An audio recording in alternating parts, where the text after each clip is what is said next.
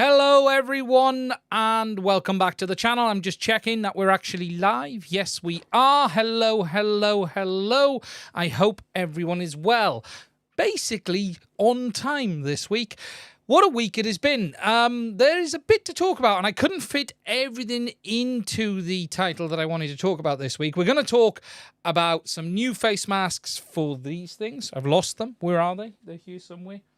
I had them on the desk just now and I just moved them again. These, the DJI Goggles 2, because not only is there the insanely priced DJI face mask, but there's also two new ones from iFlight as well, which we'll talk a little bit about. We're going to talk about Chris Ross's updated frames, the AOS series, because Chris has updated all of his frames for an improved design for O3. We're going to talk a little bit about this, which is the IH3, and I will have a review of this coming. And we're going to talk about, let me go to the overhead, this that you can see here from the guys over at FlyFish RC, because they've sent me some stuff over to have a look at as well.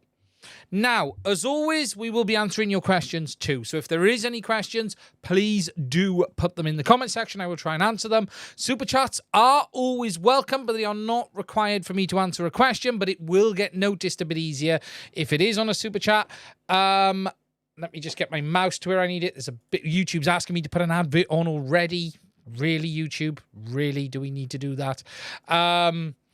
And as always, if there is anything you want to know, we will try and answer it as well. Now, what a week it's been. It's been a really busy period, actually, on the channel side of things, in the sense of it's like China has woke up in the last couple of weeks, and there's been so many products coming through to take a look at. We've got, we've had the new ESC, which I talked about last week. We've had this stuff here from FlyFish RC. We've got the new iFlight frame, which is interesting. Have flown this today. I'm struggling a bit with the weather here at the moment. I'll say it's a nice quad, but it don't have to move around a bit, especially if there is any wind. But we will talk about that today as well, and I'm trying to get my review done on it. I know other people have done their reviews, but I want to share with you my thoughts as I always do. Out the box, it is interesting. There are some things I need to dig into a little bit more, but I also want to talk a bit about price as well, because people are saying that the new H3 is expensive, but actually it isn't. And I think what's catching people out is the massive increase in cost that there's been on components. Oh, and my cup of tea has arrived. One moment. To get on time, I had to delay for my cup of tea, but it has arrived as well. But yeah, we want to talk about price, because FPV has got very, very expensive. And while some of these drones are like $550, $60, like this is, you got to take into account that it comes with an O3 air unit, and that is $230 alone. And I actually priced this quad, and it's basically the same price components as it is to buy it as it is. And basically you're getting it built for free. So, yeah, we're going to see about that as well. Now, as always, I want to catch up on the chat. I can see Bad for Life has said $35 is a small price to pay to also be able to breathe. You are correct. Anyone who's used the Goggle 2, if you're like me, it literally does stop you breathing. It really, really does. So we're going to have to see. Seems cheap compared to 900 quid for an Inspire 3 battery charger. Yes, you're not wrong there, Sandal. And I think there's less chance of the face mask bricking all of the batteries as well. We will also talk about the Inspire 3 a little bit. And the fact, and a big congratulations to DJI. And I want to do that in a minute, actually, because they've won a number of awards this week, including an award for the new Inspire 3, a best-in-class award, I think it was, for a drone that you cannot buy. No one has seen flying in the real world outside of very specific KOLs and DJI partners, yet it's managed to win an award.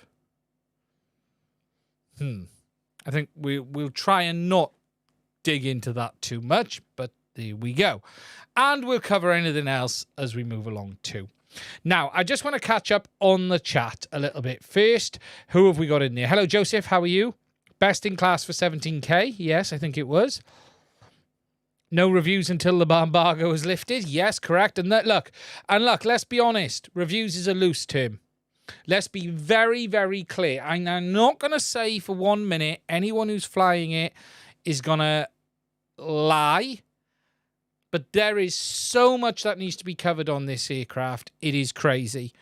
And it isn't all pretend people who hobby users who are complaining. There are some real fundamental problems on the i2, and DJI has shat all over those users. And we're going to have to see if the i3 is any better. They certainly won't be sending me one on some of my comments anyway. But yes. Hello, Epstein. Hello, how are you? Brandon Fink, how are you, my friend? Ken Leaper, how are you?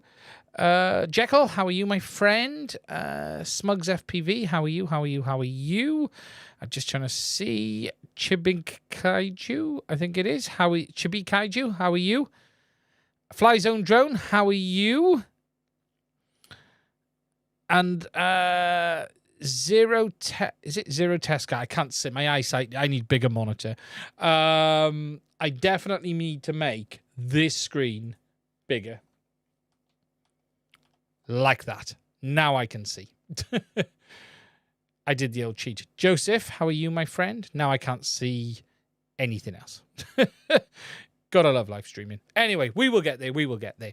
So, Jesse FPV, how are you, my friend? So, the first thing we're going to talk about is face masks. Let's go there. The bloody face mask for this. Now, I've put a video out with the goat because the goat needed to be introduced, and that is a new face mask for these. But I forgot to mention in that video something I did already know, and that is that there are other face masks available as well. But let's start with this bloody thing. This abomination by DJI, that is the new improved wider face mask. Now, I'm hoping this actually does something. I'm hoping it helps with the overall fitment of the goggles too. Being able to breathe, as someone has said, would be a bonus. It is very much as well based on the Integra goggle face mask. For those of you who watch my Integra video, those little cutouts and lines, let me just put that up there and zoom in. So DJI added this onto the Integras. Mountaineer, I'm not going to comment on that, but you're right. But yeah, it very much looks like the similar material to some of the other cheaper face masks out there. Now, I've got one of the cheaper ones, and I've lost it. I just cannot find it. It didn't work for me anyway, so I'm not worried. But it does look to that. So we've got this one, and as I said, I've shown it in the video. It's definitely plastic all the way around. Hopefully, it fits a little bit better. Alongside this, though, there are face masks available from iFlight now as well. Now, if we just do a search on iFlight's website, and if we search for Goggle 2, we should see them come up. And here we go. Goggle 2 sponge foam padding. And they've got two different versions available. We've got a Type A and a Type B. And what they say is Type A is wide, Type B is narrow. So I'm going to order both of these. I'm going to try them both. I haven't seen them. They don't look like the cheap ones that I ordered off AliExpress, which is good. It means this is a slightly different face mask. You can see there the difference, the wider fit and the narrower fit, if we show it there. So we can see that there is a difference. That's how it looks inside. But I'm still not convinced it's going to help me, because my problem is not that I need more padding. I need to be closer to the lenses, is the issue I face. I need to be closer to get the display more in full view. Although, if they allowed me to breathe, that would be a benefit. It looks like it's made of breathable material, so perhaps you just drill a hole in the top of your nose, and that will allow you to breathe through this. Perhaps that's the solution. I don't know. But they do them as well. Now, these, I believe, stick on. They don't You got to stick these on with Velcro, I think it is. But price-wise, they are far more reasonable at $14 each. So in the US, you can get 2 of the iFlight ones for the price of the DJI one.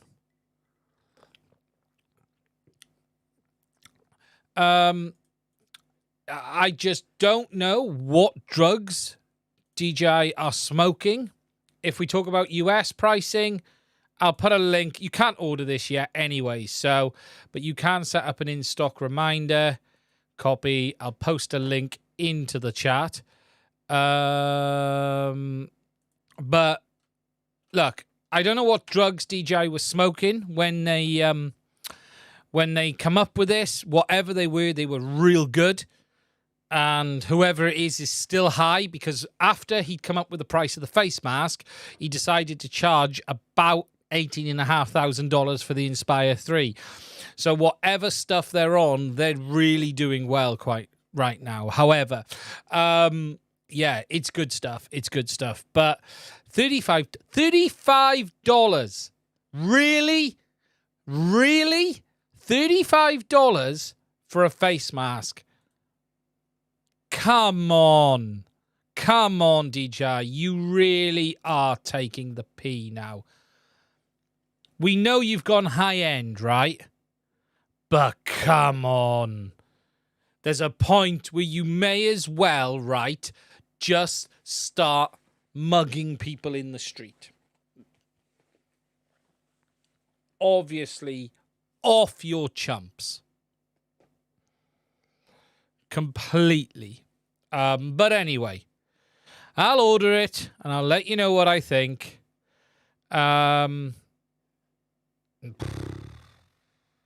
Speechless. Halloween options, Stevie, yeah. But anyway, so we got them. There are some others on AliExpress as well. So if you look on AliExpress, I think it's AliExpress. I got mine.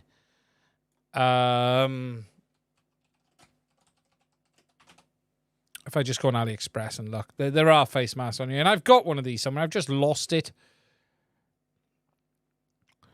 Here we go. It's like one of these. It's not that one.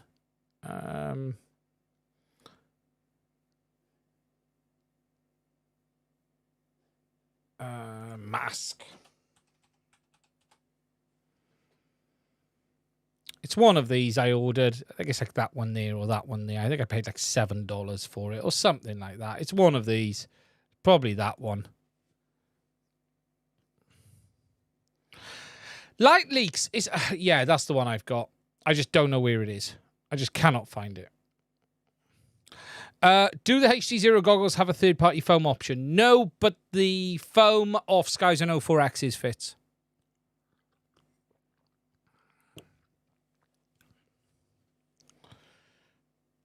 I believe, off the top of my head, I think it was the 04X. So, yeah, you got these. I ordered a set of these. I would break my wrist hitting the buy button if they were in stock right now. The stock phone is a mean joke. Yeah, it is shocking. It is shocking. But, yeah, we're going to have to see. Don't rush out and order this. Let some of us rich and famous people spend the money first. That's what you pay me for, is the term I'll use. I'll tell you if it's any better than that for me and make a decision. Don't waste $35 yourself. And I wouldn't want... DJI Goggles 2 now work with Mini, apparently. Okay, there's been no update for the Goggles 2, but there's rumours of that this week. And that's actually, you know what? Swandle... If you don't know who he is, Swandle's actually, he's a person I've known for a very, very, very long time. How far do we go back in RC groups, mate? 6 years now? Innit? Swandle, it must be 6 years. Possibly 7. Yeah, I was going to say, if you don't know, he's a very good guy. We've been, you know, we actually, interestingly, and if I'm right in saying this, Swandle, you and me were both the people who tested Crystal Sky and Sendence, if I remember correctly. You got one as well.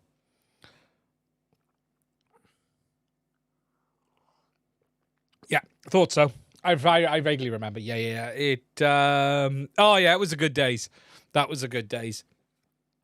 Before DJI turned into a corporate vampire who don't give a shit about anyone else but themselves. That's me burning bridges once again. Anyways, there is talk of a new firmware update for the Goggles 2 this week, and I don't know how true the rumours are. However, the rumours are that there's going to be an update that allows these to work with the Inspire 3, potentially, the Mini 3, and the Mavic 3. But there is nothing confirmed on this yet. I have reached out to some people who would know. And have I had any replies? Pull your finger out. He knows who he is. I'm going to message him. I'm abusing you on the live stream. I wonder if he's here. He will say in a minute. But yeah, it's possible there's going to be that coming. JAA, have I heard about when the Mavic Air 3 will be released? I'm not sure we'll get one now. The Air sits in a funny position now with the Mini 3 Pro. I'm just not sure. I'd love to think the Air was a great drone. It really was a great drone. But I don't know. I would still buy the Air 2S today if I wanted an overall best drone. I am tempted on one of the minis, but I just don't fly camera drones enough. But I am tempted to get one for the channel. Just to do a bit of that kind of filming. But I can do it with my Mavic 2 Pro. It's just a bit bigger, really, isn't it? 720p 90 footage of HDZero actually looks pretty good. It's not 720p 90. It's 540p 90. And actually, it doesn't look bad. It doesn't look bad at all. Is that an update to the goggles for the Mini 3 and Mini 3 Pro? There's believed to be an update coming Tuesday. That's what is believed. But this is rumour. Not confirmed. No actual facts right now. There has been rumours about DJI compatibility for years. But we're going to have to see. But, so, that's really the DJI news. Talk of, obviously, the new Mavic 3 this week as well, which is quite exciting. Can the DJI Remote 2 work with the Vista unit with the new firmware for Goggles 2? Yes. Mike. So Mike's question, I just want to reread that, is can the DJI Remote 2 work with the Vista unit with the new firmware for Goggles 2? So, yes. When using the Vista with the Goggles 2, it stays with that remote, which is the Remote 2. When using the Vista with the V1 or the V2, you have to use the original remote.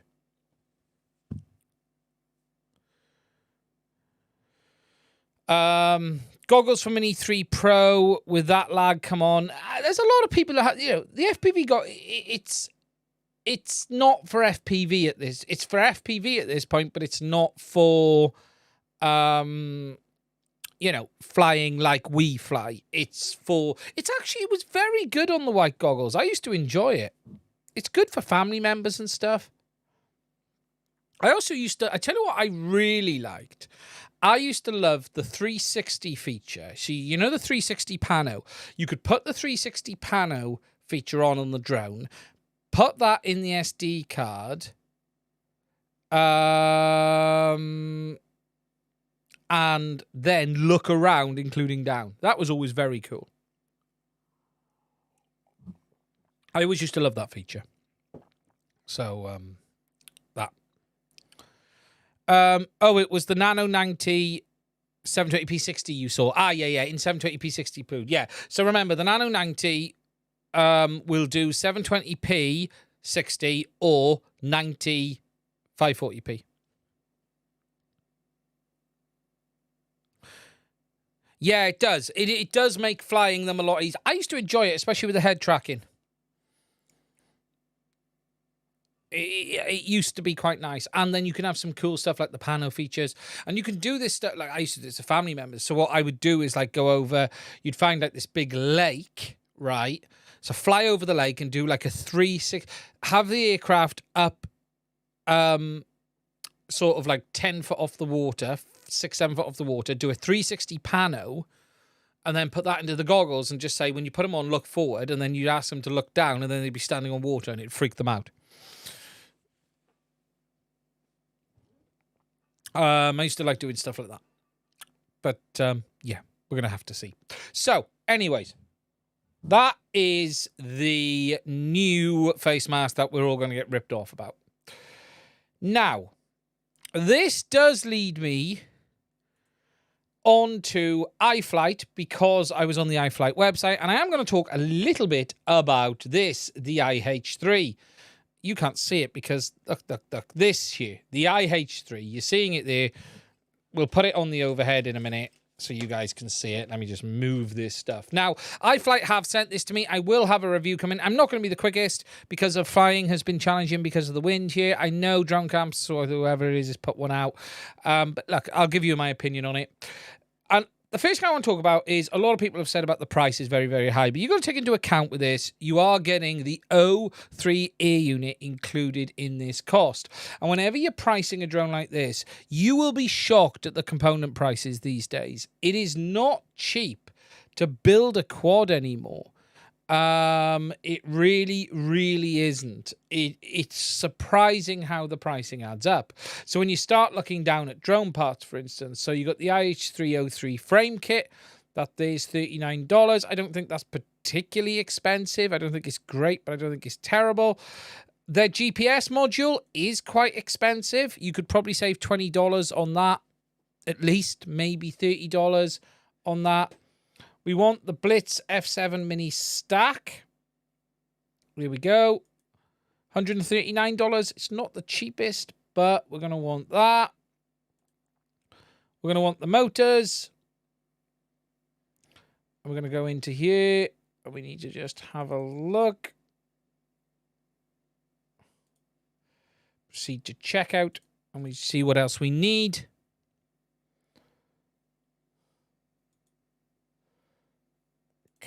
Cancel that. So what we want is 4 motors.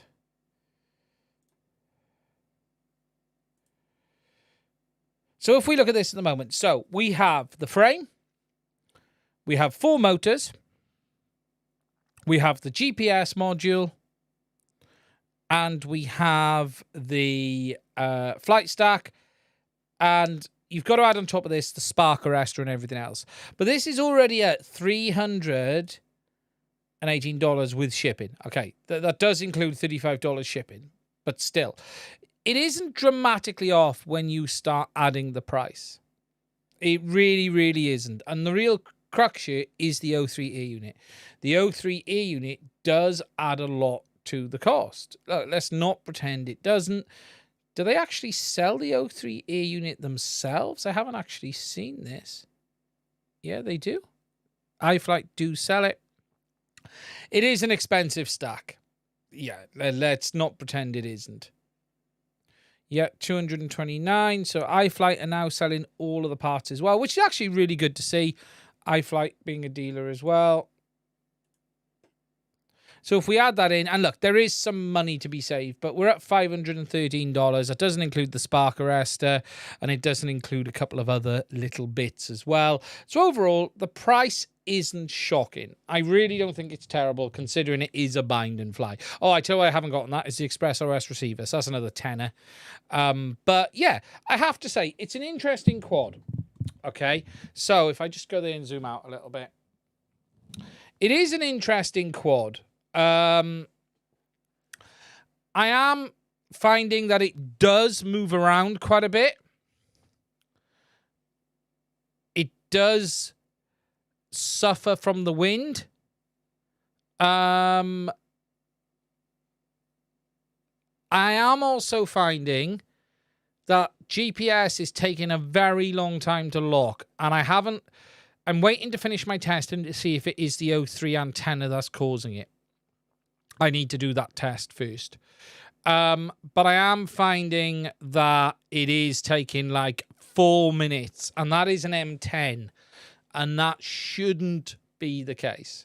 So it is possible the O3 ear unit antenna, and you can move this.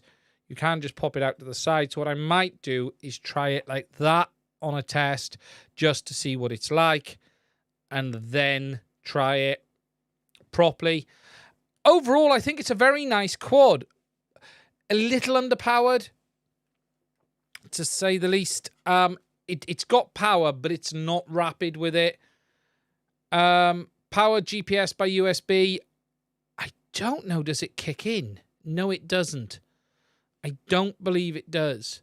Hard to make a 3-inch handle wind good. Yeah, I know. That's the problem on a quad of this size. And look, where I am, it's very, very windy. I was filming it at the beach today, and I've got some stabilized footage. It was very windy here today. It was nice, but windy. That in. But overall, it is a nice quad. The build quality is very good on it. I do want to say that, as always, iFlight do a good job on the build. Sorry if this overhead camera's looking a bit stuttery. I forgot to reboot OBS before starting the stream because it plays up every now and again with the overhead camera. But there's plenty of room in the back for the O3 ear unit. I think they've done a nice job.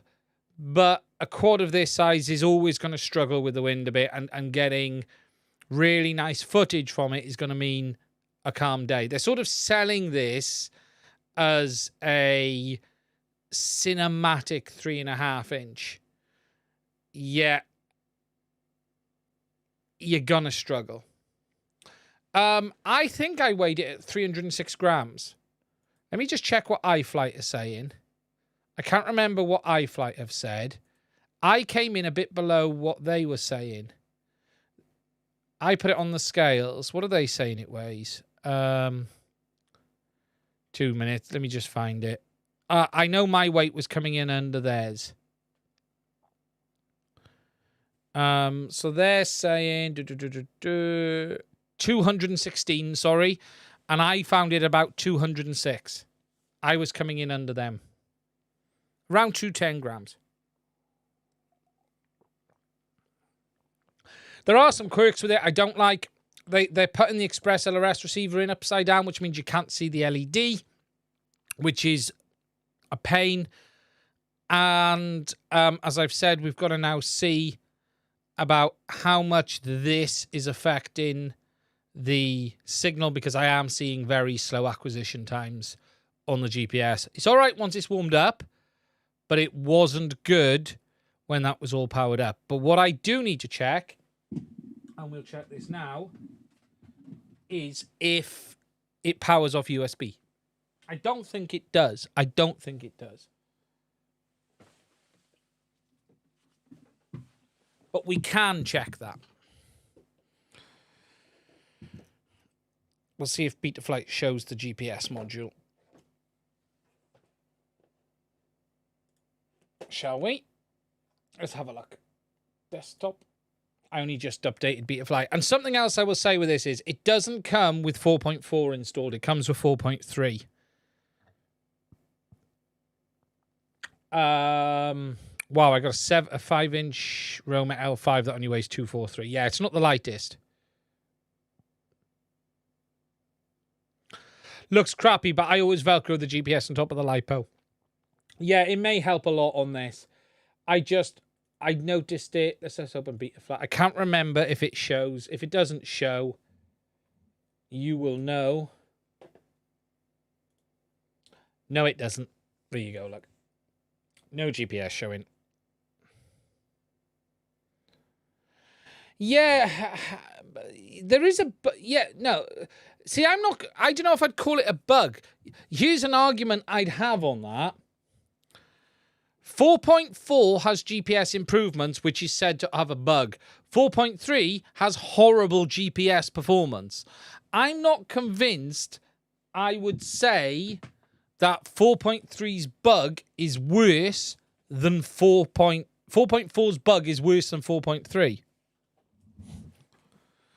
You should all convert to wings, and then you could put the GPS a meter away. Fortune Cookie, you are correct. And we will talk about wings, actually, a little bit.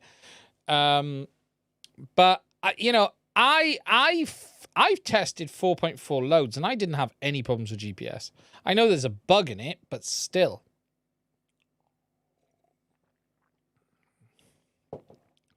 But I still sort of think that 4.4 is better than 4.3 with terrible GPS. That's where I'm leaning on. I could be wrong, guys, but yeah, you know, and I'm yeah. So I did update it. Yeah, I know proper GPS. I just want my quads to come home. That's what I want. Okay, that's what I like. That's what I want. But yeah, so overall, it's a nice quad, but let me just have a look at some of the footage today. This was my first flight with it. I've also got to adjust the expo. Well, it's not my first flight. I did a shakedown flight at home, actually from the house, rather unusually. I don't often fly from the garden, but it was calm yesterday evening, and I thought, oh, let's go for it. Let me just have a look. So, I can't remember. This was a quick... It was bloody windy, but this is with...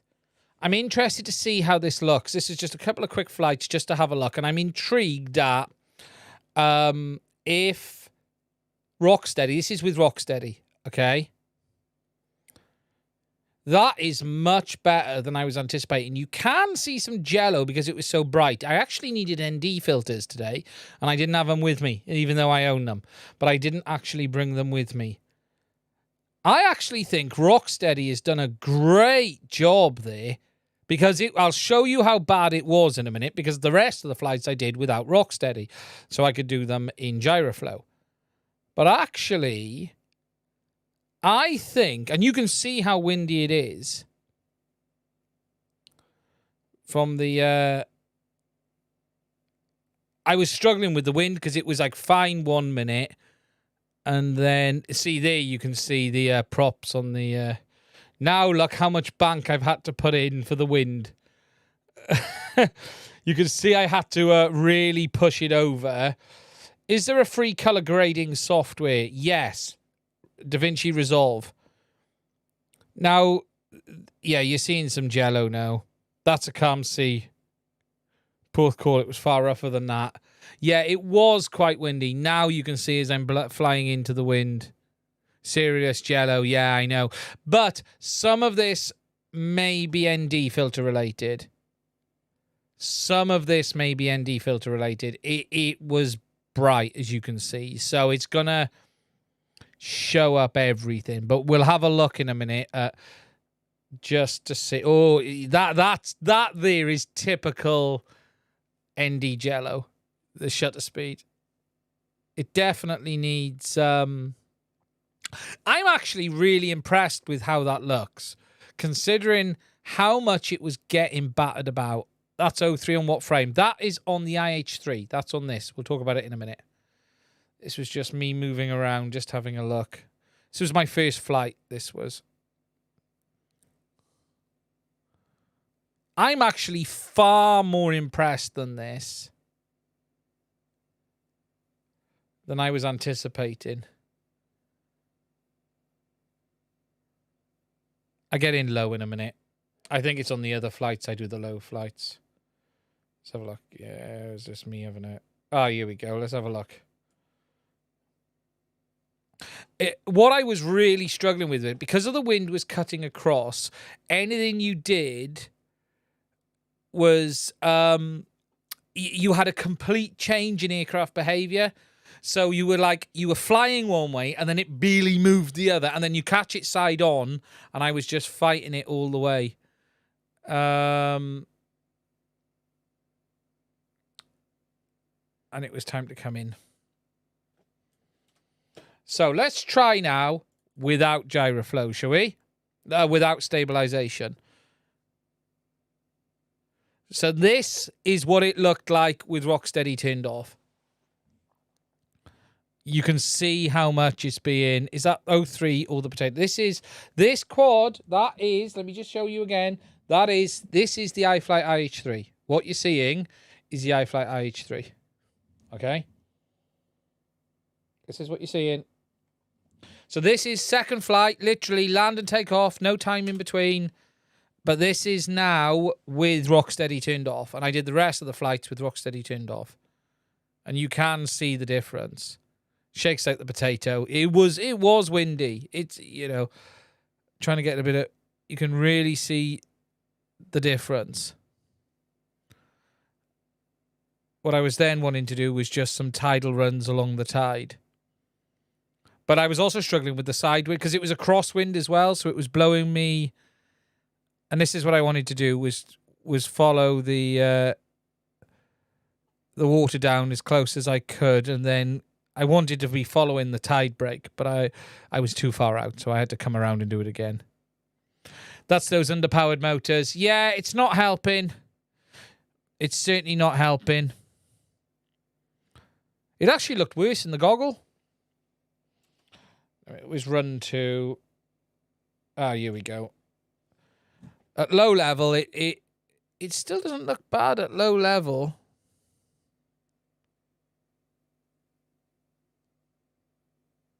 O3 does look good in good light. I am intrigued. What motors, Atlas, what would you reckon we need on this?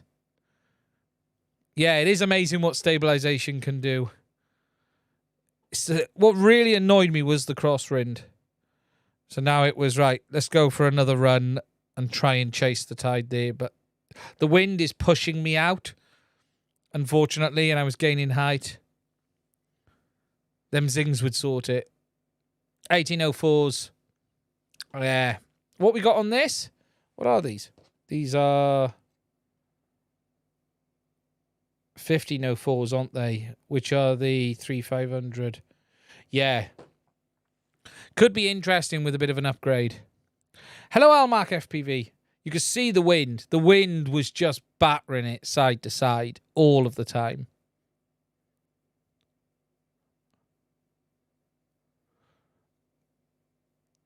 Torturing gyroflow, yeah. Yeah, and that's why I did the rest of them with it off, just so I could look at it in gyroflow. I was hoping to get some footage from it for the review, but I don't think I have. It was just a bit windy overall. I was getting annoyed in the end. Let's have a look. I can't remember. It's not a bad place to throw around a little quad, but it was struggling. It was definitely struggling today. You can see there, look at that wind there, right? Look at it as it comes round there. It was really struggling as that wind hit it then.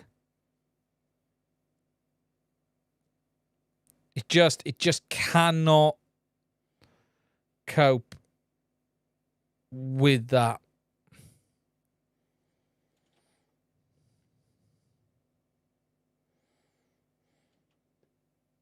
And I was also trying to ensure that I didn't end up in the drink at all.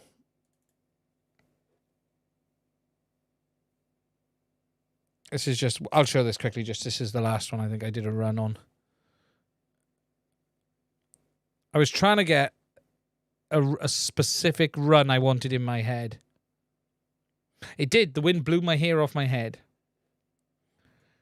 I did get one really low run that I was happy with, but I can't remember. Yeah, not a bad place to throw around, but you get any height on it and it just can't cope. I might be really interested in I might be really interested in, it was struggling there. That was me messing around with something, that was. And then one last one. What was the last fight I did? I think I did a quick test off the top end of the beach just to see what it's like.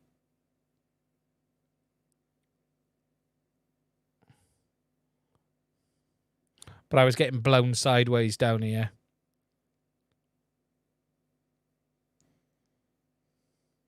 I was just pushing the battery down. It was like my last battery. It was challenging to the problem is I didn't want to put it in the water, so I kept thinking, just keep a bit of height. Just I was just flying this battery down. When the weather's nice, it's just not like this usually. It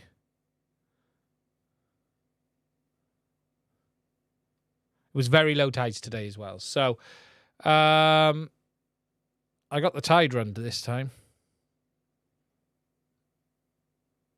I wonder what that would have looked like with Rocksteady. That's the run there. Yeah, it is. You got to take into account. I think at this point I'd stopped for something. So anyway, it does feel underpowered.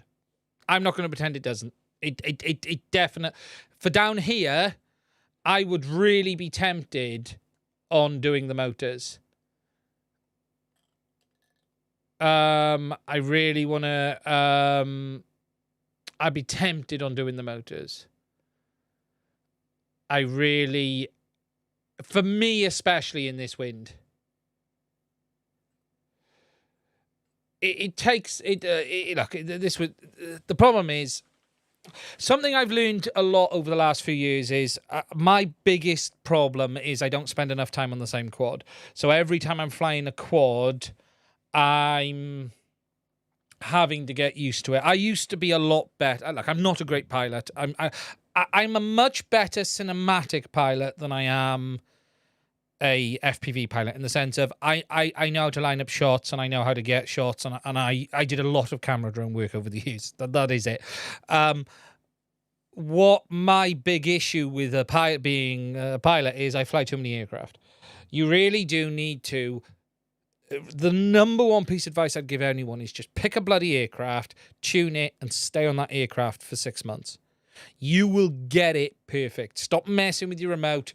Get everything so you're the point where you're comfortable, and just keep flying. Just keep flying.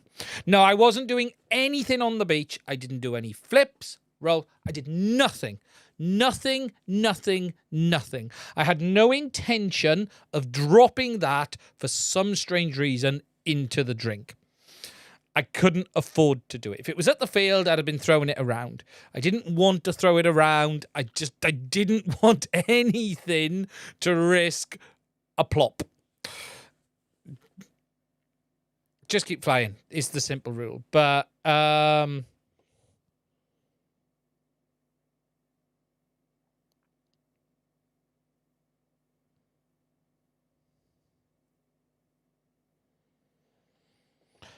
so, yeah, overall, I think it's a nice aircraft. I do think it's, for me, it's a bit underpowered where I live. That's for sure. And there are some little quirks I want to understand a bit more. What I will say is, though, it is very much the iFlight build quality. I got no complaints overall. I think there's some, I think it is suffering. I think it is suffering a little bit from the O3E unit at the back. Better buy the Nazgul Evoque V203. It is a very good drone. Yeah. For that area. I love 3-inch quads. I think this is the perfect size quads.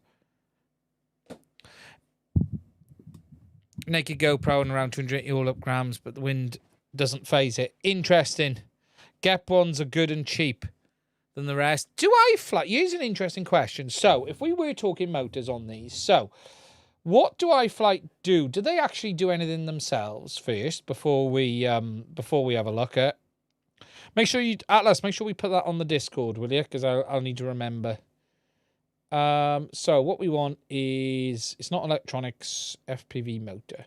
So they do make an 1806, do they? That's handy. Right, let's have a look. I wonder why they didn't put the 1806 on it. But that's too big, is it?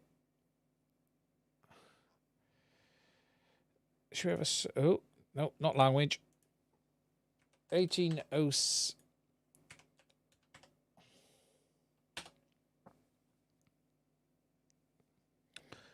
Yeah, this is the Zing 1806.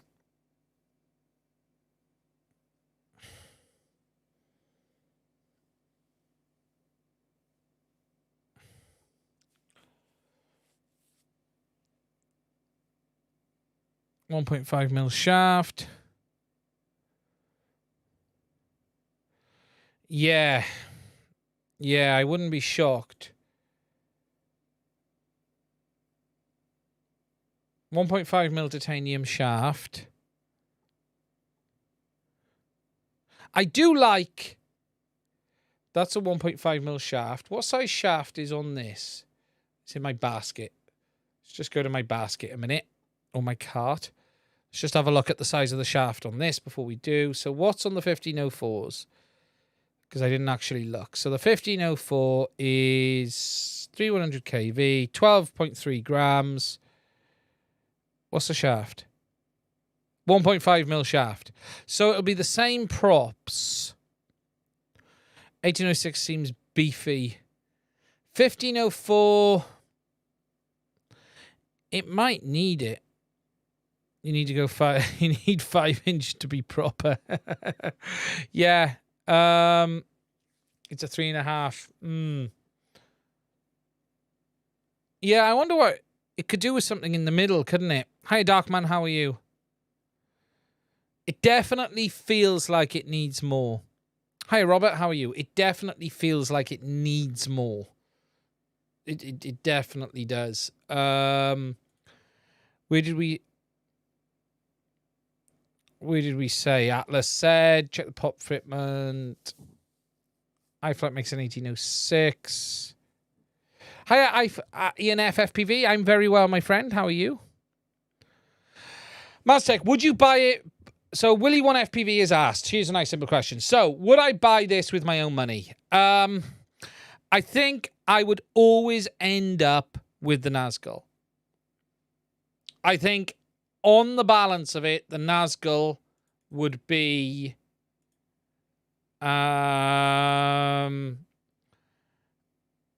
it's a better drone in every way. I think if you want a 3-inch... Look, I am not an expert on 3.5-inch drones, so it's very hard to me to say, buy this over another 3.5-inch drone. What I'm going to say to you is, the build quality is great. I like the overall design, but I think the motors are a little bit underpowered. Now, here's an interesting point, and we've got on to Chris Rosser, and we'll move on to Chris now, actually, because Chris has released his new frames, and this is a nice thing. But if we just check, right, the AOS 3.5 that iFlight is selling, what are they putting on that?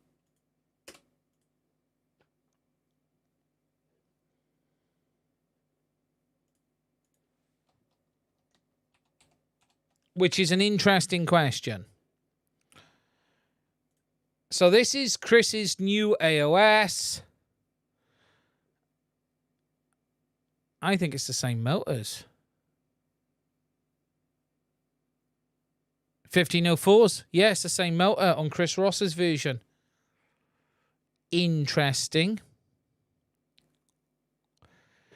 Yeah, I think, I'll be honest, the 3.5-inch that has really caught my eye.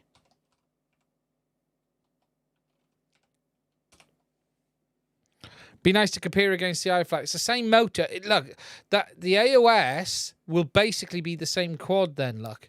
Right? That would basically be the same quad other than the frame.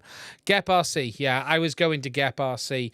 The one that really caught my eye, I'll be honest, at the moment, I think I would be really tempted on the Cinelog 35 version 2, which is this. I would be really tempted on this. If you want to get a 3.5-inch under 250, you need to make sacrifices for weight and motors. Yeah. Now, if we look at this, what we got motor-wise. Let's have a look what we've actually got on here. So, where's the motors?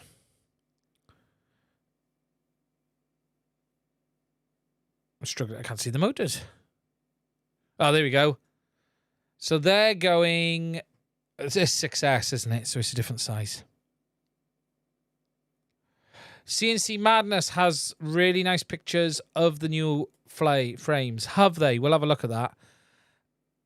Where he loads. The weight of this is...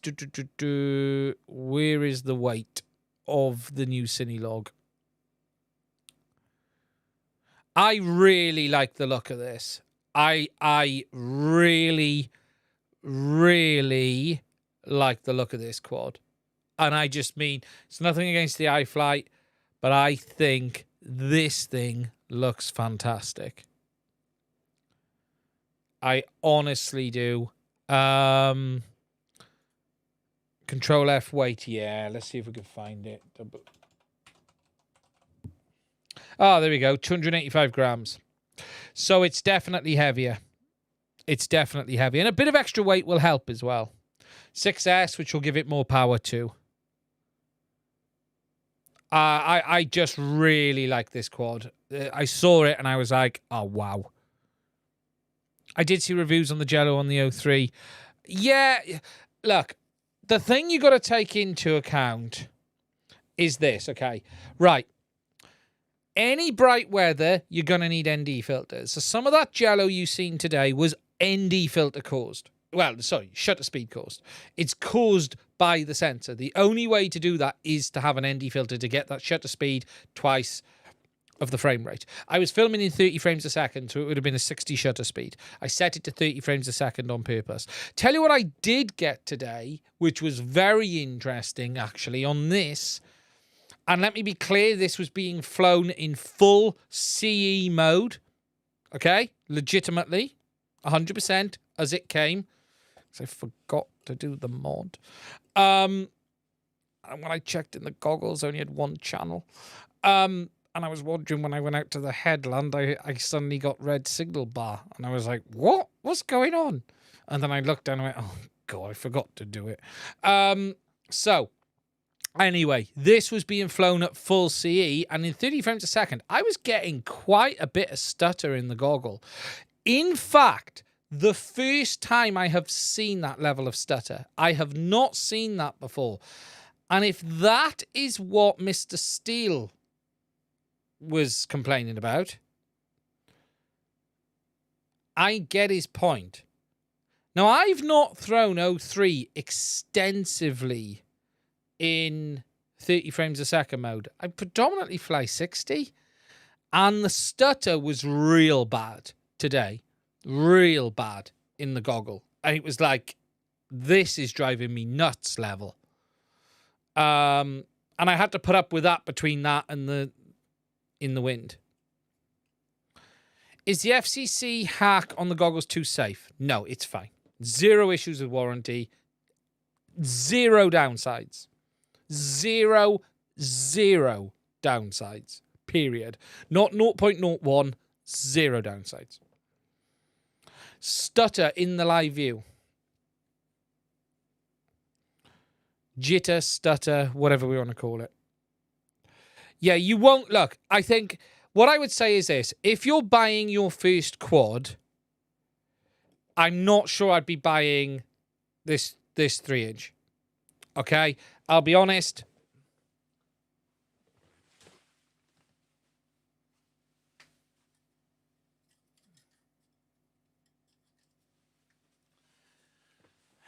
You want to get this. You will want to get this. This is phenomenal. Genuinely, this quad is phenomenal. It just is. It is a cinematic beast. Genuinely is. This just an animal. So I think if you're getting your first one, I'd be aiming on this. That's my open and honest opinion. Do I think the IH3 is bad? No. I just don't think it's this. It's not this. It's just not this. And where I live, does the tops of my antenna spin? No. They really do. iFlight are doing a great job. And I just think definitely where I am, it needs more powerful motors. I am going to be really tempted to have a look at those motors and maybe comment on that and maybe try it as well. I think where I am, it probably needs a bit more. It'll need retuning then, though. What about Flywheel Explorer LR4 with 03? Not tried it. Look, you're going to find it hard to ever convince me not to say Ready to Fly being in the Nazgul or the Chris Rosser AOS drones. They're very, very good. I can rotate the plastic cover. Got new ones for my flight, but they rotate free. That's weird. So the whole stem isn't rotating, just the plastic cover. I'd replace the antennas. At that point, I'd replace the antennas. Yeah, first quad does need to be tough. I think what I mean by that is first cinematic quad. If the stems rotate as well, so the antennas, so the whole thing, including the shafts rotating, it will be because the nuts on the TPU mount are not tight enough. Let me just show you, because I had this on mine. And I mentioned this in my review. So if you look, I can rotate that a little bit. Let me tighten that up. That is tight. That is tight. However, if when you're tightening this down, you can still rotate this and the shaft in. So if it's doing this, ready? Let me loosen that. If it's doing that, you need to tighten down these nuts. Those nuts there need tightening down.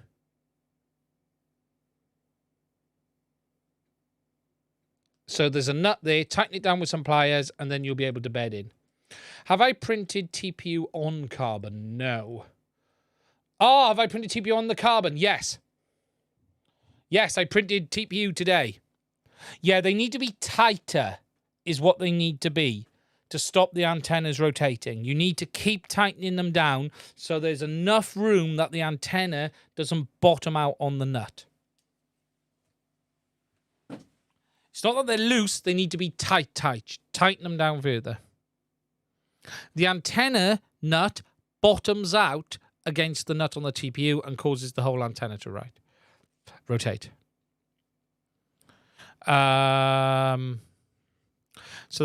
So okay, but yeah, I'd love to try that. I emailed GepRC and said, hey, I am an important and influential person. No, I didn't. I did email GepRC to say, hey, I would love to take a look at this, and they didn't reply to the email. So, GepRC, I want to see this quad. How much are they flogging this for?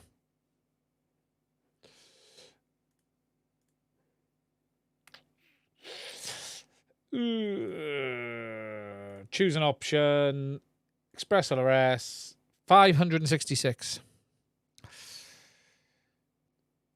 I'm tempted. Next month, I am going to get one of these. Genuinely, I'm going to get one of these. I am a Yelp reviewer. I need this fixed now. Yeah, I did say to them, hey, I would love to look at this on the channel. But I think it's a very, very... But it's not the same as that one. So that's it. So, okay. That's that. Right. If you've got any questions, please do put them in the chat. I will try and answer them before we move on. Oh, wrong screen. I'm trying to adjust the size of a screen. I've made one screen too big, too small. Right. I just want to say a thank you for the super chats, which is one. But I do want to say a thank you to Mr. Indy Jones, SCJ, I think it is, for $5. No question. I just want to say a massive thank you, my friend. It really, really is appreciated. So that was nice and easy. Should we get into merch messages? Oh, I forgot. It's time for the sponsor. No, there's no sponsor. Sorry, I'm taking the mick out of someone. I shouldn't, because he's that's the way it is. Do I still use flex resin or do I use the resin printer? I haven't done a lot of resin printing in the last few months. Mike Bergman, thank you for the super chat. Should we do a super chat train? Ken Heron. Let's rip off Ken Heron. Let's see everyone who we can rip off. So we're going to go, first of all, we're going to start with super chats, merch messages, super chat train, and then the sponsors, okay? D-Brand. I haven't finished watching the this week's show, actually. I had to go and buy myself a new set of headphones because I've lost my earpods. Earpods. So today, I've ended up buying myself a set of AirPod Pros. Very first time I've had the Pros. And they're very, very nice. I bought them for my wife for Christmas last year. And they are amazing. And I thought, I've lost my AirPods. I don't know where they are. They've just gone. So I ended up buying a set of AirPod Pros. Okay, catching down. So Aeroc, DJI versus Walksnail. As of today, DJI best image quality, Walksnail best overall compatibility. I think you've got to decide what you want. So DJI, the old system is dead. Ignore the old system, no longer exists anymore. So 03, really good for cinematic, not so good for general FPV. If you smash a camera, you're buying an 03 camera. There's only one camera available for it. Air unit's $230 air unit camera. General FPV, I genuinely think Walksnail is probably a better suited product. We will talk about TPU on the Carbon in a minute. Do I still use flex resins? Yeah, Ricardo, I haven't done much. Okay, so what we got here. You've seen Chris Ross's new AOS top, bottom plate, and camera mount for 03. Annoyed because I built my first drone with his previous 03 release, and now there's a new one already. Ray digital footprint. Yes. Okay. This leads me nicely onto Chris Rosser. Now, Chris has released some updated frames. And look, Chris has got a video on this. It's not really for me to explain what Chris has done and why. But look, Chris has got his video on this where he goes over it, okay? Where he talks about it. We need to go to CNC Drones. CNC Madness apparently has some nice pictures of Chris Ross's new frames. Anyone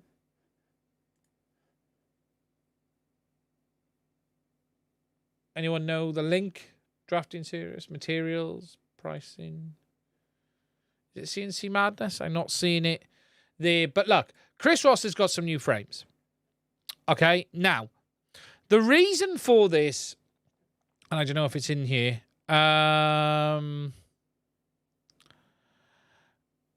second gen.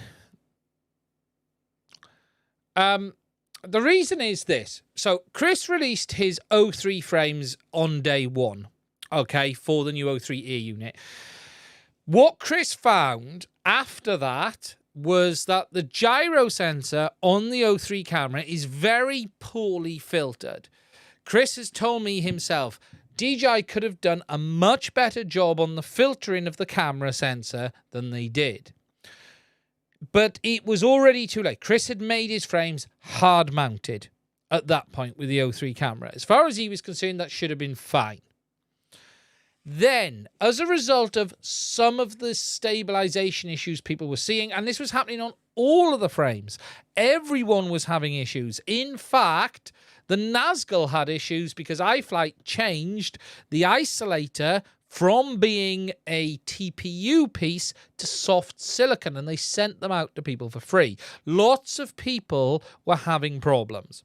So what then ended up happening was iFlight themselves, who sell Chris Ross's frames, did a modification on the existing 03 frame to add that silicon insulator as well. The same one they fitted to the Nazgul, they added to this. And if I just go on this, you can see this here. Let me just find it.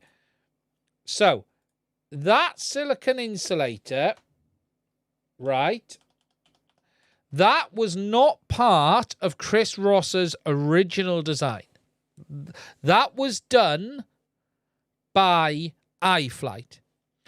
The problem with this was there was not enough gap between the plates to put silicon between the camera and the plates.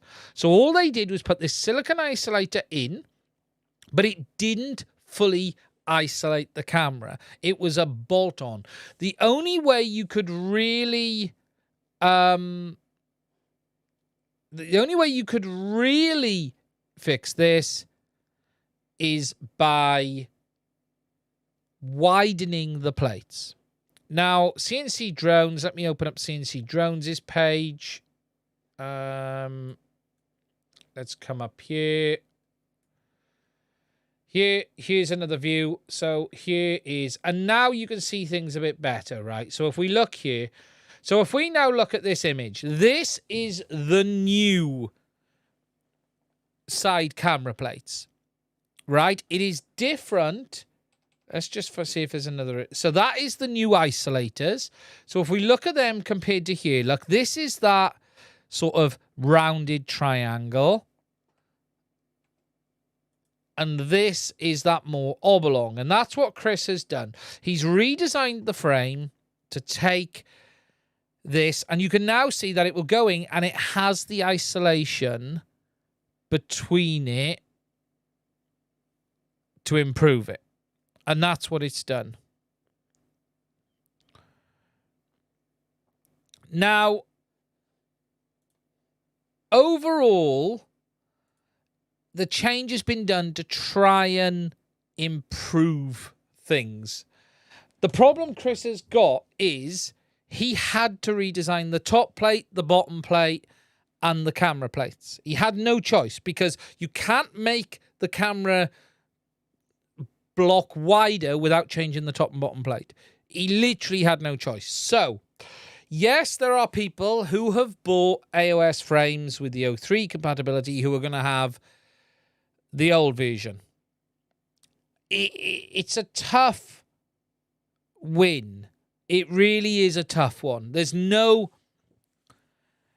two sizes of shim as well. Yeah, he's got shims for it. Because the camera plates, because I think he's gone to 26 mil, I think it was off the top of my head. Was it 26 or 24? I can't remember. I watched the video, but yeah, look, I think it's, look, Chris is constantly improving frames. There is always going to be stock in the field, and then there's always going to be 23. That was it. Sorry. There's always going to be something in the field, and then there's always going to be something new. If you really want it, you can upgrade the top plate, the bottom plate, and the camera plates to get this new frame. Everything else fits if you've got the O3 frame. But I completely understand anyone who's just bought one and might feel a bit aggrieved. It's always the same. It's this crap position of being in. Yeah, got the old frame with no shims, O3, and it's fine. See, exactly. There you go. Not everyone is having problems. It's not that the existing frame is bad. It's just another step improvement is what he's done. So that's the thing with it. But I do get why people might be a bit upset. I get it. I completely understand. It's the same as, you know, you buy something and it gets replaced. It's frustrating.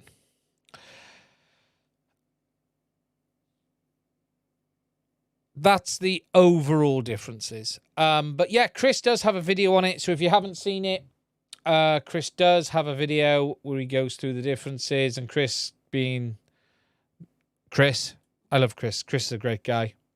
You can see here the new frame camera pieces. Just mute him a minute. You can see there, and he's just showing the assembly. And really, more than anything, what he's doing is showing you the difference here between the two plates. So you've got, he's got them in nice blue carbon as well, look, which is very, very nice. He is a great guy. I like Chris a huge amount. He is someone I class as an FPV friend. I haven't spoken to him in a while, actually. I need to send him an abusive message. There shouldn't be anything about HDZero in the description unless I have made a mistake. Today's description should be...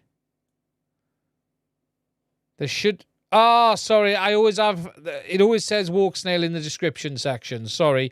It always says everything in there. I don't change that on a weekly basis.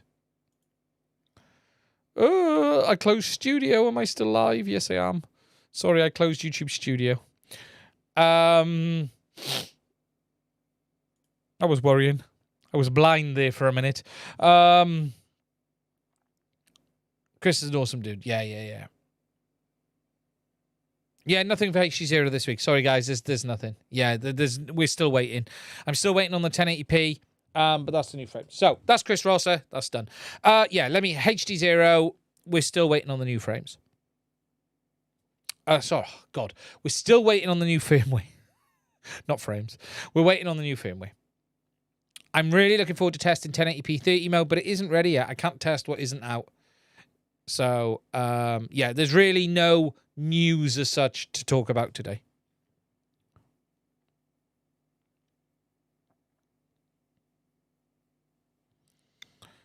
And look, something I will add on the Chris Ross thing.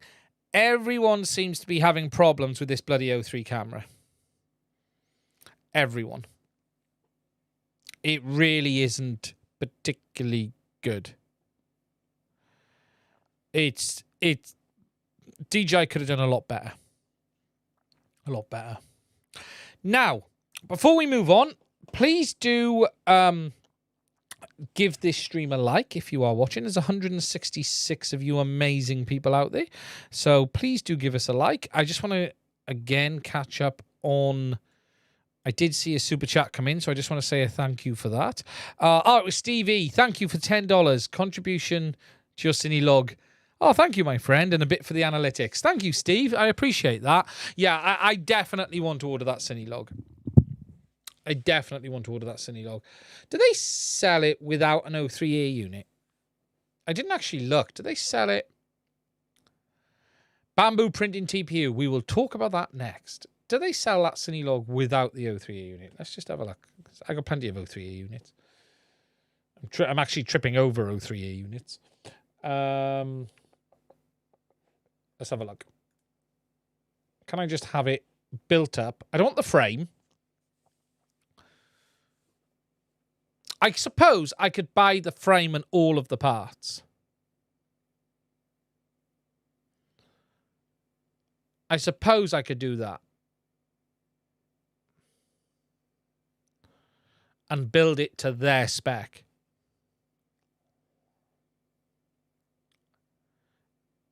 That would be an option. So if we just open that in a new tab. So if we want the frame. Yes. So what do we need? We need the frame. 722.405 AIO. We want... Yeah, do a live build stream of it. Yeah, that would actually be cool. Because I can take a couple of... Is it that one? What's the flight controller in it? GEP F722. So we want... That's not that. Electronics. AIO. It'll be an all-in-one, won't it? Version 2. Is it that one?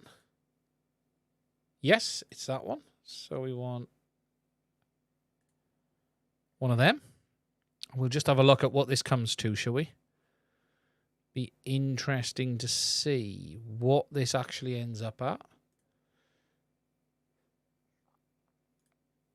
2105 motors.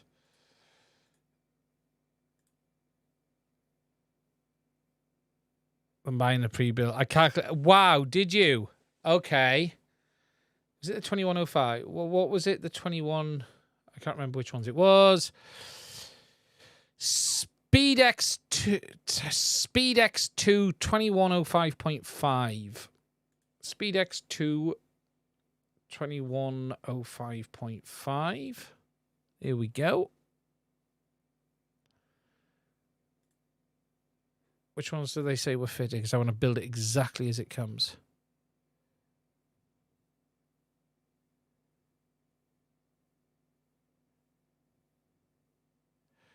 $21.50.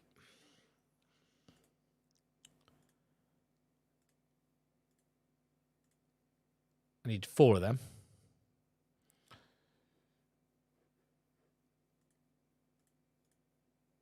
There we go. So what do we need?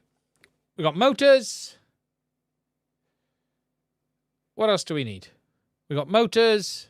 We need the props as well, but that's, you know what I mean. Not much more than that, really, is there? I can't think. GPS on the back. 03, yeah. 03, which I've got. Express RS and GPS. So I got Express RS receivers. Beeper. GPS, I can find a GPS. Receiver, yeah, I'm not particularly worried about receiver. What's their GPS module cost?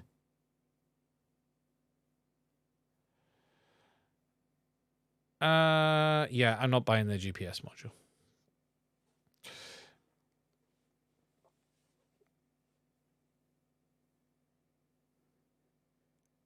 So that is 267. So, but okay, let's put that GPS module on because that's okay price. That's not terrible. I'm not worried about that.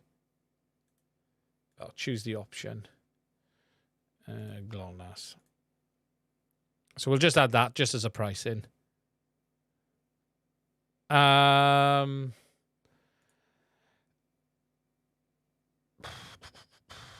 Do you know what? I can't think. Oh, I was on the wrong page. Let's just go back. Let's go back. So, I don't think there's anything else, is there? There really isn't. All-in-one controller, prop guards, that's all. 03, 2205 motors. So we want the propellers, which we'll find in a minute. But there's no power cable using exterior plug. Yeah, well, I can modify that battery insulation. Yeah, that I think that's pretty close. iFlight beeper, easy to find when it's in a tree. Yeah. I don't think there's anything I'm really missing. So we want the props as well. There we go. So let's go on to, it's in pairs, is it? Probably. Well, it could be in a pack of 4. Are they? 2. Yeah, pack of 4. So let's just go 2, 4. There you go. 4 packs of props. $297.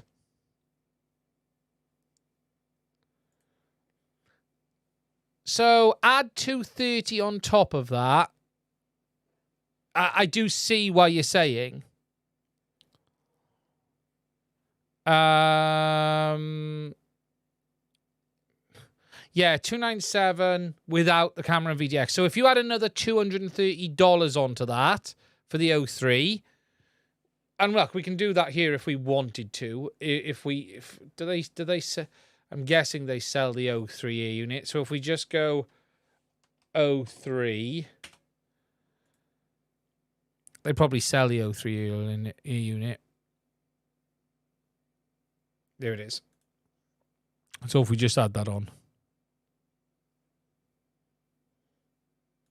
Just so we've got a price comparison. So we're at 526 quid, and I keep choosing the wrong window. But let's go, let's find it under here. And the only thing I haven't added is an Express LRS receiver. So let's just say $15 for an Express LRS receiver.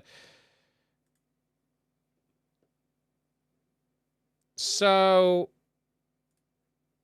there isn't a lot in it, let's be honest. By the time you spend, so $566 there versus $526, and that hasn't got a receiver on it. So $536. Let's say $540 with an Express LRS receiver compared to $566. You're literally paying $26 for a ready-built aircraft. It's not bad money.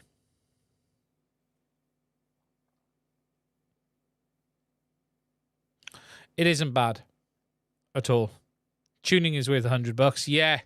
The only nice thing is you should be able to download their tune out the box. The nice thing is you build it to their spec. I'm assuming they should have. You should be able to just install their tune.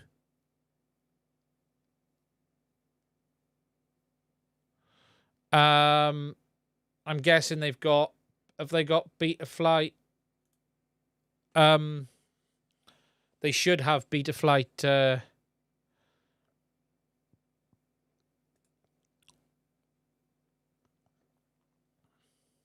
I got CLI. There we go. So we got the CLI. There we go. Ready to rock and roll. What cheap antennas would I recommend for the HDZero goggle? We'll talk about antennas now, funny enough. Actually, Zero Taste Guy. Okay, so that's me getting lost in a build. I'm tempted on that, and I can do a build on that. And build it virtually to their spec. The thing is, I don't need an O3A unit. I can pull an O3A unit out of one of the other aircraft I've got here. I've got a bench test one as well. There's literally... I could just build it with my bench test one. If I wanted to. It saves me $230 for something I don't need. I need one, but...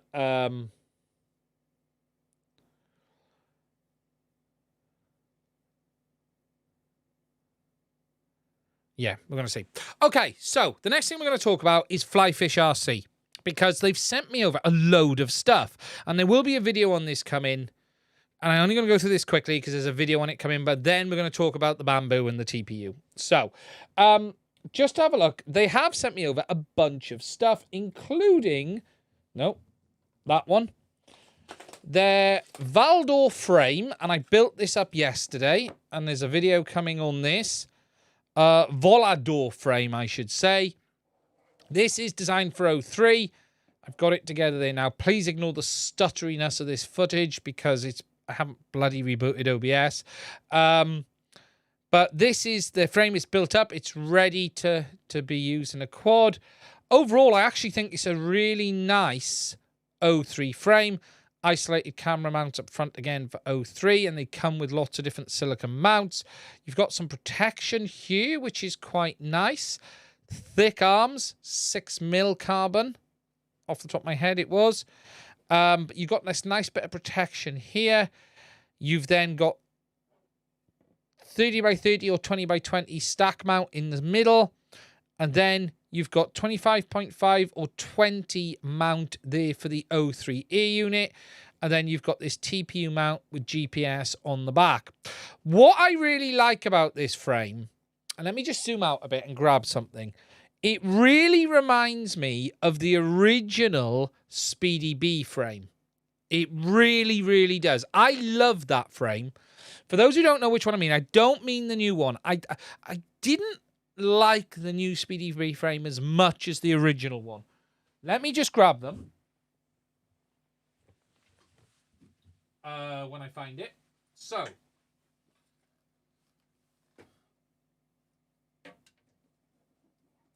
that's the original. And where is the other one? Because I was flying it. Ah, there it is. Okay, so this is the original Speedy B frame. I love this frame. I think this is fantastic, right? Okay. So if I go to the overhead, we'll put it underneath a minute. It is a stubbier frame than some of the others out there, but it's got plenty of room. It's tall. This is one of the frames that someone asked me about. This has got a Hobbywing stack in it, this frame. Well, it's not a Hobbywing stack. This has a Hobbywing ESC with a Radix flight controller on board, this one.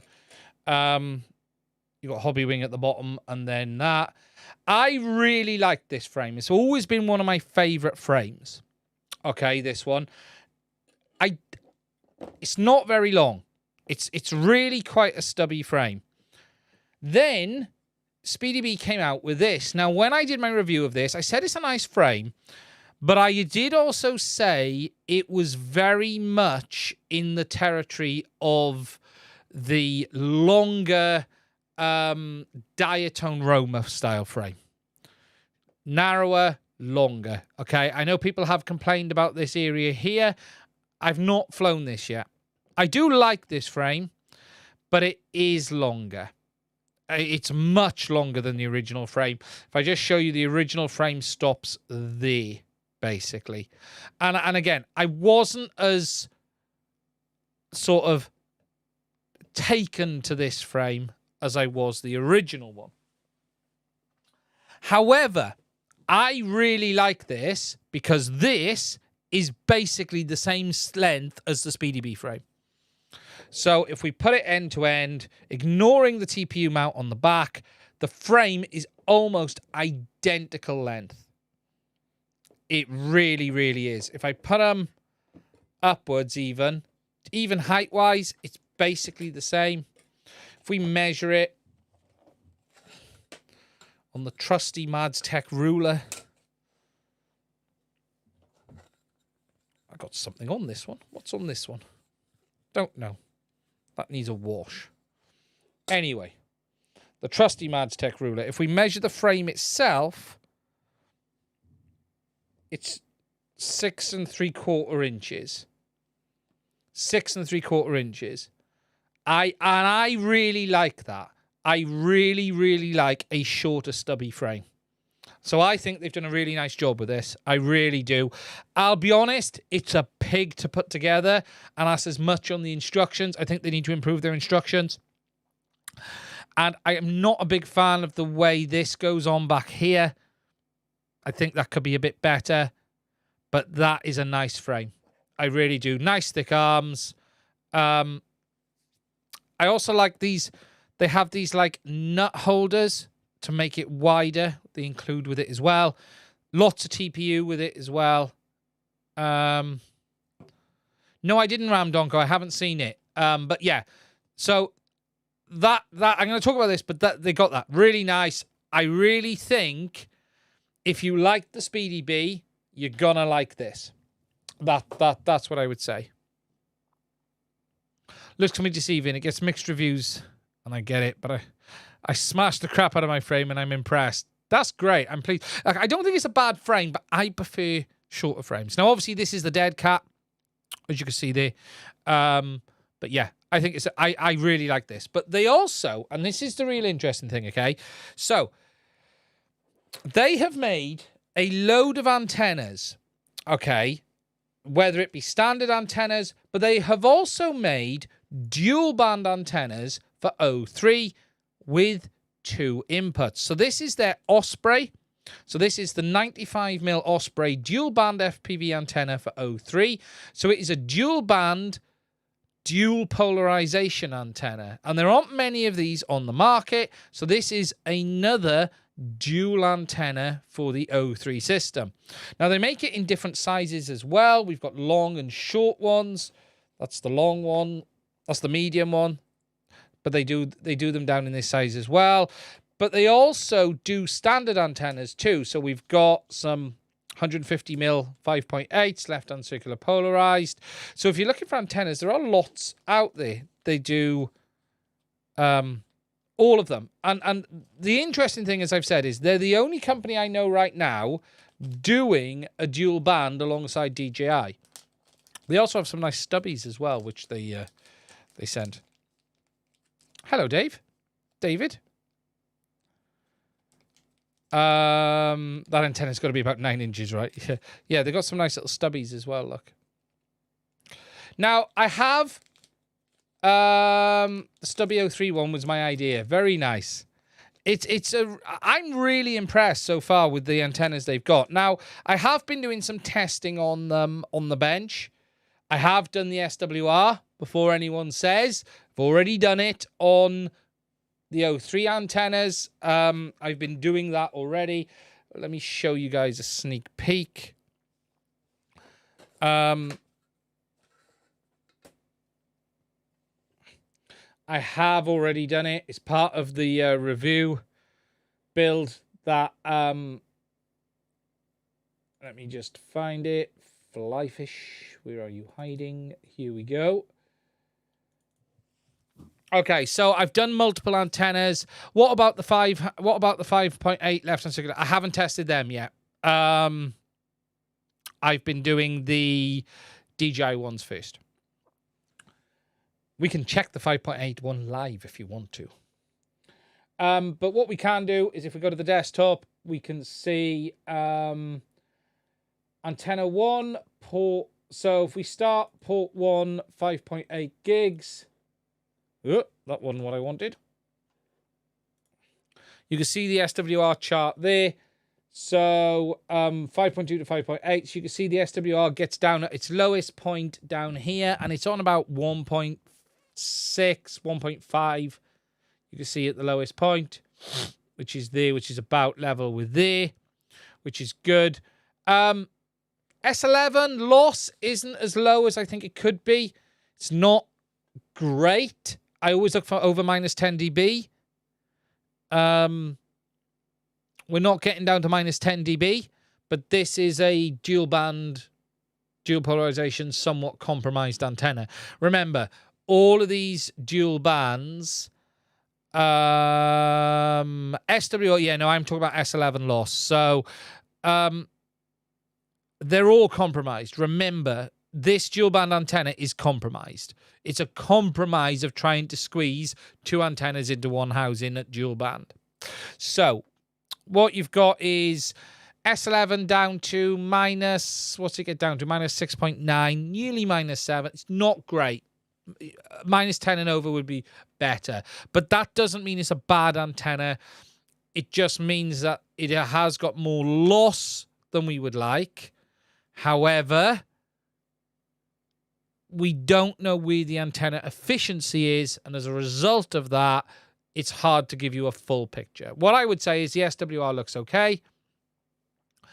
If we go port 1, 2.4, so that's port 1, 5.8, port 1, 2.4, so that's 5.8, 2.4. So you can see in 2.4, it does get down here to about my 1.86 SWR. Remember, it's never going to be tuned perfectly for both bands.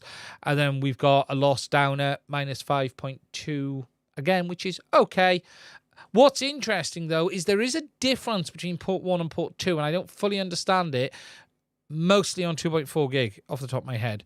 So if we look at as port 1, port 2, 2.4. So here's interesting. That is port 1, 2.4. And that is port 2, 2.4. There is a slight difference in the performance. Again,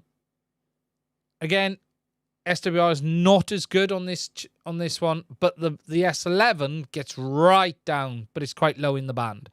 But again, 2.4 performance isn't that important here. The key is 5.8. And this is port 2, 5.8. And this is the two to compare really is port 1 and port 2. So that's the two legs on the antenna. So that's port 1, 5.8. And if you just watch this chart here and these two, top corner, top left, bottom right, you'll see they're very similar. Very similar indeed. Which is good. Which means the antenna's design is similar on the two ports on 5.8 gigs. Overall, it looks good. I've got no complaints here at all. It's certainly not necessarily as good as a perfectly tuned antenna, but that's always going to be the case. So I just wanted to share that. Yeah, SWR is something. I have a very good video on understanding antennas. And I say it's very good because it is. It's frankly bloody brilliant because I enjoyed it and I put it together on purpose and I think it covers everything. And Hugo posted it on True RC as well. And I don't often say my own content is good, but that one is very, very good.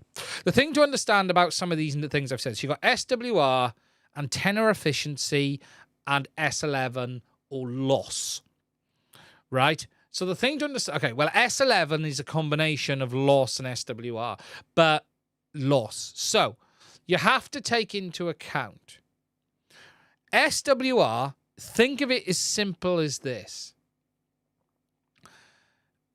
SWR is the amount of power accepted by the antenna. So the easiest way to think about it is if you put in 100 watts, how much of that power is used by the antenna Ignore it being used in what way. Just call it used. How much of that power is accepted by the antenna and how much of it is reflected back to the amplifier. That's the SWR. So the perfect antenna, the isotropic, would have 1-to-1, every piece of 100 watts in, 100 watts into the antenna. But remember, that is just one element. That's how much power you've given it, has it accepted. Then you've got loss and efficiency. So antenna efficiency is how much of that power that's got into the antenna is then being converted into RF radio waves. Now, you may be asking, well, if it's not being converted into RF radio waves, where is it going? Well, then it can be converted into heat or just lost in conductor resistance. Because remember, an antenna is made up of elements. It's made up of different parts. So heat, it can be other parts of the system. So the antenna accepts all of the power, but how much of that power is then turned into RF energy, and how much of it is lost in the solder joints, in the elements in the antenna, how much of it is absorbed by the casing. There's all of this to take into account. So SWR in itself is not a great measure to say an antenna is good, because you could have an antenna that accepts all of its power but be really lossy. And that means the amount of radiated RF power would be less than an antenna that was really efficient but had higher SWR. It may be accepting less power, but of that power it's accepting, that power is being, all of it is being converted into RF energy. So this is where it all becomes a complex beast. And that's why you cannot judge an antenna by SWR alone. You can judge if an antenna is faulty by SWR very well. And you can judge if it's like, ooh, that's a bit high, you know. But don't think for one moment an antenna with an SWR of 3 means it is junk, because it doesn't. The very simple fact is you could have an antenna with an SWR of 3 with great efficiency, low loss, and a brilliant radiation pattern, and that would outperform a really low antenna. And that's the key. That's the trick to it. It's a complex amount of things that you have to take into account. And S11 is lost. How much is being lost? And that's what that is. So, and dummy loads, yes. And don't work for crap. Yeah, FPV gizmos hit the note. Yeah, you are 100% right.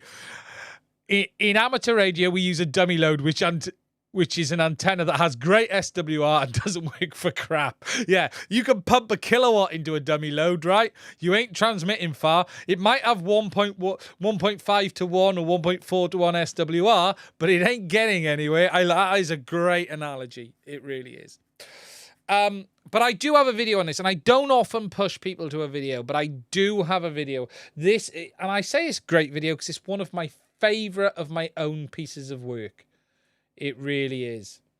And it's not often I do that, but it is genuinely one of my favorite ones.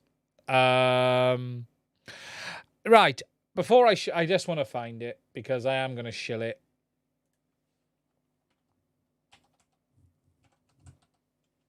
Let's go on the channel. Let's go on the channel and find it. There it is. It's this video here. That one there. FPV antenna, SWR and gain. What affects performance explained. It really is. I was just being polite. Not really. We pushed 2,000 watts into an oil-cooled dummy load and still only got 50 meters of range. Yeah. I used to have some old valve amps on 24 megs. On the old days on SEPT and SSB. CQDX 163 Delta Tango 220 calling. That's a genuine number, that is. Right, quickly want to catch up on the super chats before I move on to the printer. Okay, so Sean, thank you, and David, thank you. You people are heroes. If you don't know who Sean is, he's Geeksvana. He's just bought his advert for this week. Sean, I didn't call you back. I do apologise. We'll have a catch up this week, mate. We need a proper catch up. Sorry, Sean. I phoned him. He phoned me back. I phoned him back and then said, "Can I call you back?" And yeah, I didn't end up calling him back. So he's a great guy. Okay, so he's still on hold. This is the truth. If anyone who knows me properly, I'm a nightmare. But the antennas, please do check out FlyFish RC. I think they're doing some really nice stuff. I like the antennas. I also like the motors. I tell you something, these look an awful lot like the Zings as well. They've got these motors. These are their flash motors. They are an awful lot like the Zings. Awful lot like the Zings. Very nice. Titanium shafts. Makes you wonder if they're made in the same factory. Really does. Okay, so before I wrap this one up tonight, we're going to talk a bit about the Bamboo. Now, for those who can't see, in the background is the Bamboo X1 Carbon. Someone's asked me if I've been printing TPU. I've been printing TPU today. Funny enough, I've been doing some testing. And I'm waiting on a new spool of TPU to come because mine is very old. I've nearly run out. It's Saint Smart, but it's nearly run out and it's old. But I have been printing some benchies in TPU today to do some tests. Let me just grab them.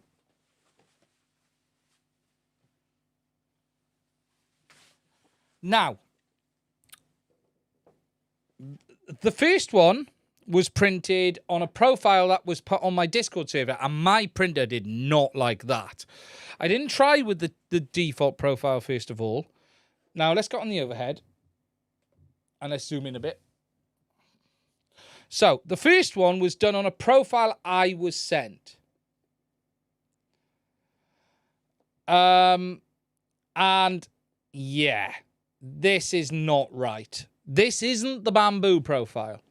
It didn't like the profile I was sent. Overall, it's gone together fine, but the print has this weird look to it. It's not shiny. It's weird. I'd ignore the stringing. The stringing I would put down to my filament. Now, this is really hard to show because of the light level. Let me just turn the bigger light on a sec, just so you can see a bit more. That might help a bit with that light on. There you go. So, this was the first one. The print completed, but it looks like crap. Nothing to do with the printer. That was the profile. Rather than choosing the correct profile, I did that. So, the second one is this one here. And this is with the stock Bamboo profile. Functional but ugly, yes. Yeah, it is rough as crap. Look at, I don't know what's happened to it. It's just rough as crap. Retraction issue, I believe. So this is with the stock Bamboo profile. And overall, it's good. It's stringing, but I'm going to blame my wet filament for that. I'm not a guy that's good at drying filaments. Yeah, I know. I need to get a filament dryer. But overall, I was quite happy with the stock film, the stock one. But I have been sent by a very, very amazing guy another TPU profile, which is almost perfect. It is genuinely almost perfect.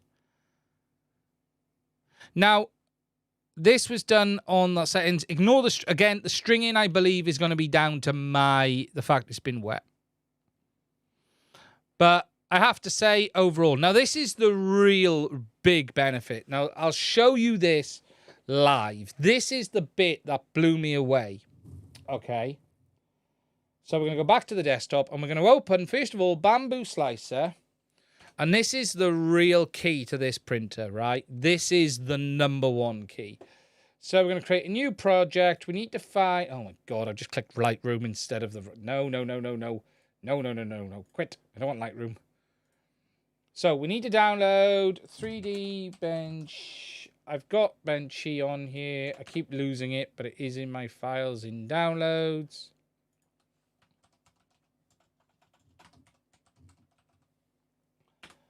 Benchy. Here it is. So I want just the original file. I don't want anything modified. So we're going to put that on the build plate. And I want to show you this, right? So we're going to select engineering plate, TPU, and we're going to select TPU, and we're going to slice it. I do not want supports because they're on automatically. So let's slice this. And that is all sliced. There you go. Ready to print. And that is saying it will complete it in total time of 1 hour and 9 minutes. Okay? 1 hour and 9 total time. The actual print time is 1 hour and 1 minute. Now, if we open Prusa Slicer, and it's preset to my Mark III, everything's on the correct profile, and we're going to do that again. We're going to set the settings the same, which is 30%, 15% infill. It is based off Prusa Slicer, if you don't know. Their slicer is. Oh, supports. I don't want supports. Sorry, let's reslice that. And that on the Prusa is 1 hour and 59. If you can't see, it's behind my head. Let me just turn myself off. Down here, 1 hour and 59 versus... on the Bamboo, 1 hour and 9. That is a substantial difference. And that isn't even set fast. That isn't even set to do it in crazy speed. But overall, yeah, absolutely fantastic. From a... what speed are you using?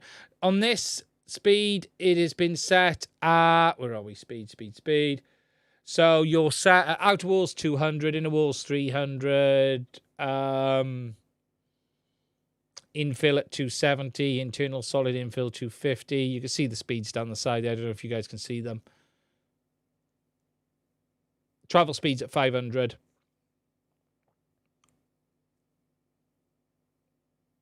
And the accelerations are down there. So 0.6 mil nozzle, a 0.28 mil layer height at 100, and send it. But yeah, just out the gate, and I could speed that up. If I increase the temps, I could get that faster. I'm not, this isn't even tuned. I'm not even begun to tune it. What I love about this slicer as well is all the color stuff you can do with the painting. For those who haven't seen this, so much you can do on this. You can do, you can look at so much stuff. You really can. It's very, very cool indeed. It really, really is. It's got so much stuff in it. You can do the color painting. You can, we can go on here. So say we've sliced. So let me just go slice again, right? Slice all. And then you can like change it down to the speeds. You can see where the speeds are. Lots of stuff. Much smoother finishes, but they take way longer. Yeah, and that's the difference. Look, you've got to take into account. TPU, it's speed. The faster you go. But I'll be honest, overall, I think the third print is there. But this is old TPU. Again, this spool is nearly empty. I am more than happy with that for like FPV parts. It needs a bit of tidying up, a little bit of tidying, but nothing phenomenal. Nothing phenomenal at all. The string in it'll be wet as hell. But I do need to get I need to order a filament dryer. I really do need to order a filament dryer. It's a great feature on the Bamboo that you can dry filament on the bed. I don't know if you know this. You can leave it on overnight to dry the filament. You put it on the bed and just go away, and it heats the bed to a low level and helps dry the filament. Yeah, I've got the E3D front end kit for let me turn that light off now. I've got the E3D front end kit a hot end kit for the Prusa, which is fantastic as well. So I can swap. I got 0.2, 0.4, 0.6, and 0.8, which is really good. You can swap over, just unscrew.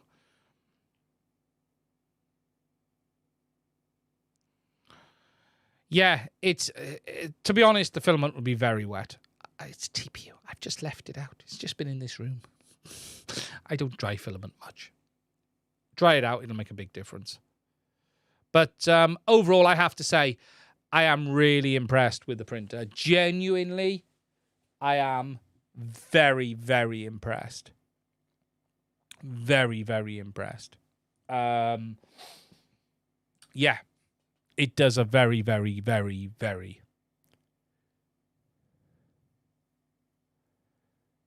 Yeah, it depends what you print in. And it depends the TPU. Not all TPUs absorb a lot of water. I don't get... I get a little bit on the Prusa, but not much. I'm getting a bit more on this than I do on the Prusa, probably. What I do want to do is print something on both. You know, this is the same smart. I tend to use the same smart. I've ordered a brand new spool. What it is absolutely functional. 98% perfect. That print. There's nothing, you know, it's there. If you build, you know, if you were printing functional parts in TPU, you got nothing to worry about. It's absolutely fine. Absolutely fine. The new E3 hardened nozzles are looking very impressive. There's a lot of good printers out there. There's a lot of good printers out there, and I've enjoyed doing the printing stuff. And look, I'm just getting my head around the bamboo. There's a lot to get your head around. Stop printing a faceplate for the goggles on TPU. Yeah, I'm not sure this stuff is... The shore hardness of this is a bit much. I'd need something softer. So, I do know someone who's doing like a 35... But I don't know what happened to this one. Whatever that first profile was, that was rough as shit. That really was.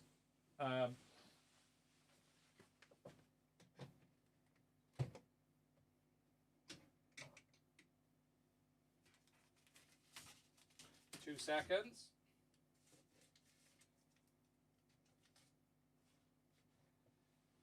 I printed, for those who didn't see, I printed a bender. He watches over my my printer. He's in the AMS to ensure nothing goes wrong. And Bender, no, I didn't use it from the top feeder, Louis. No, it's externally fed. Bender is in there watching. He keeps an eye on things. He's there making sure that everything is going to plan and everything is going ahead properly. And yeah, so if you have got your printer, you do want to make sure you've got a bender ready. Right. Let me just get to where I need to be on this stream settings. Right, let me get full. Okay, so it's time to wrap this one up. I want to say a thank you to everyone for spending some time with me tonight, as always. This week, there's a couple of videos coming, actually. There's going to be one on spectator mode for the DJI O3 and FPV system. Very interesting video indeed. Just to see, has it improved? Is it any better? The Snapmaker video goes live this week. Interesting product, let down by the software. And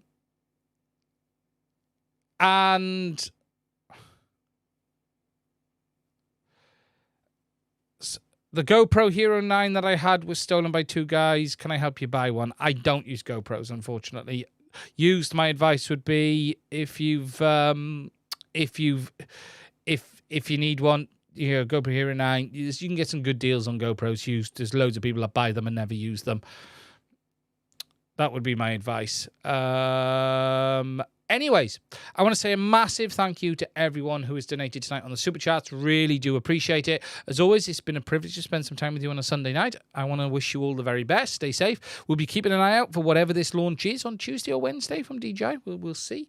And you never know, there could be an update for the goggles this week. Anyway, that's it from me, everyone. Please stay safe, and I will speak to you soon.